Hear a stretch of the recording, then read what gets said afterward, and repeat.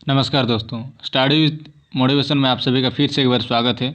आज हम लोग बात करेंगे मूलभूत शिक्षण प्रतिरूप यानी बेसिक टीचिंग मॉडल्स के बारे में। तो चलिए शुरू करते हैं। विषय विशेष में जो कुछ भी है, इसके अलावा और कुछ भी है मूलभूत शिक्षण प्रतिरूप के अलावा भी। तो चलिए देखते हैं आगे क्या क्या है। सबसे पहले देखेंगे हम लोग मूलभूत शिक्षण प्रतिरूप यानी basic teaching models. Teaching models कौन कौन से हैं? शिक्षण का व्यापक उद्देश्य है शिक्षा प्रदान करना, ठीक है। लेकिन इस उद्देश्य को प्राप्त करने के मार्ग अलग अलग है, जिनको हम शिक्षण प्रतिरूप या टीचिंग मॉडल कह सकते हैं। शिक्षण के दो मूलभूत प्रतिरूप यानी टीचिंग मॉडल्स है। क्या क्या है? एक है प्रशिक्षक केंद्रित एवं शिक्षार्थी केंद्रित यानी teacher centred and learner centred, ठीक है। आगे देखते हैं इसके अलावा और क्या क्या है। प्रशिक्षक केंद्रित दृष्टिकोण क्या है, यह कैसे काम करता है, इसको देखेंगे थोड़ा सा। यानी पेडागोजिकल अप्रोच, ठीक है। यह शिक्षण का परंपरागत दृष्टिकोण है, पहले से जो चला आ रहा वैसे ही। इसमें शिक्षक का शिक्षण अधिगम प्रक्रिया, गति, सामग्री, प्रविधि पर पूर्ण नियंत्रण रहता है।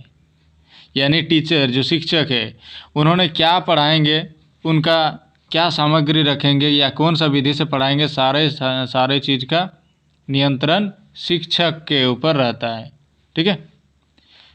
शिक्षार्थी सीखने के लिए पूर्णतः शिक्षक पर आश्रित रहता है। शिक्षक जो सिखाएगा वही सीखेंगे, खुद अपने आप से नहीं। वो जो सिखाएगा टीचर वही सीखेंगे। यह तय करना पूर्ण रूप से शिक्षक का दायित्व होता है कि क्या सिखाना है, क्या सिखाएंगे, दायित्व शिक्षक का ही रहता है। और कैसे सिखाना है, बच्चा खुद से नहीं बल्कि टीचर से सीखेगा। शिक्षक छात्रों के सीखने की प्रक्रिया का मूल्यांकन करते हैं। शिक्षक क्या कहते हैं? छात्रों के सीखने की जो प्रक्रिया है उसका मूल्यांकन करते हैं, इवेल्युएशन करते हैं, ठीक है। चलिए इसी बात पर आगे बढ़ते हैं हम लोग और देखेंगे इसी में। इस दृष्टिकोण को आंग्ल भाषा में पेडागोजी भी कहते हैं। किसको? ये जो टीचर सेंटर्ड है इसी को। और ये जो दृष्टिकोण है, ये अप्रोच जो है, एक है टीचर सेंटर्ड और एक है लर्नर सेंटर्ड। इसे अंग्रेजी में पेडागोजी कहते हैं, जिसका अर्थ है शिक्षण का विज्ञान, ठीक है, पेडागोजी। और आगे देखते हैं शिष्य केंद्रित या शिक्षार्थी केंद्रित शिक्षण यानी एंड्रागोजिकल अप्रोच, ठीक है। ये क्या है? ये है इसमें क्या है, कह रहे हैं कि इस प्रतिरूप के अंतर्गत शिक्षार्थी अधिकतर आत्मनिर्देशित होता है, यानी सेल्फ सेंटर्ड या सेल्फ डायरेक्शन होते हैं, सेल्फ डायरेक्टेड, और स्वयं उत्तरदायी माना जाता है। शिक्षार्थी का हित केवल ज्ञान प्राप्त करने तक सीमित नहीं है। टीचर बता दिया, बच्चा सीख लिया, इतना ही नहीं बल्कि उसकी विवेचना में भी निहित है। क्या करेंगे, कैसे करेंगे, सारे चीज़ का उसका जो विवेचना है, एनालिसिस है, सब कुछ उसी बच्चे को खुद से करना चाहिए।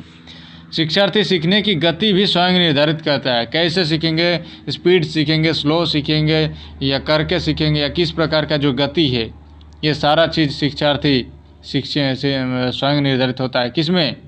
ये लर्नर सेंटर्ड में।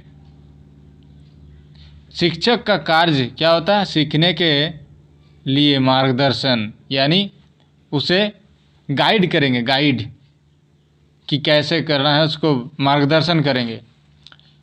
सुगम वातावरण, एक अच्छे वातावरण तैयार करेंगे कि हाँ यहाँ किस प्रकार से पढ़ना है, अच्छे सबको यहाँ पर पढ़ना है, तो एक इन्वायरमेंट तैयार करता है, अच्छा वातावरण तैयार करता है। स्वमूल्यांकन भी इसी दृष्टिकोण की एक विशेषता है।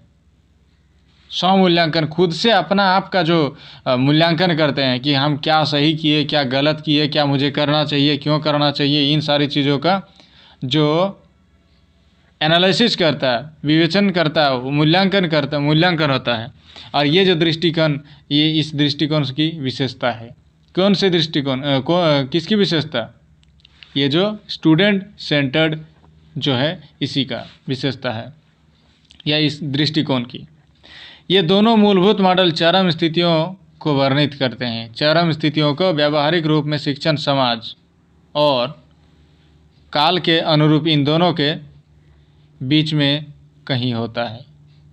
क्या कह रहे हैं? व्यवहारिक रूप में शिक्षण समाज और काल के अनुरूप इन दोनों के बीच में कहीं होता है। यानी व्यवहारिक रूप में अगर देखा जाए तो यही हम लोग पढ़ते आ रहे हैं, सुनते आ रहे हैं आज से आज तक, या किसी भी ज्ञान को दूसरे तक पहुंचाने के लिए हमें एक टीचर और एक स्टूडेंट की आवश्यकता होती है, यानी शिक्षार्थी और शिक्षक दोनों की आवश्यकता होती है। अतः आज के लिए इतना ही। अगर जानकारी अच्छी लगी, वीडियो अच्छी लगी तो आप हमारे चैनल को लाइक, शेयर एंड सब्सक्राइब करें। आज के लिए इतना ही। Thank you.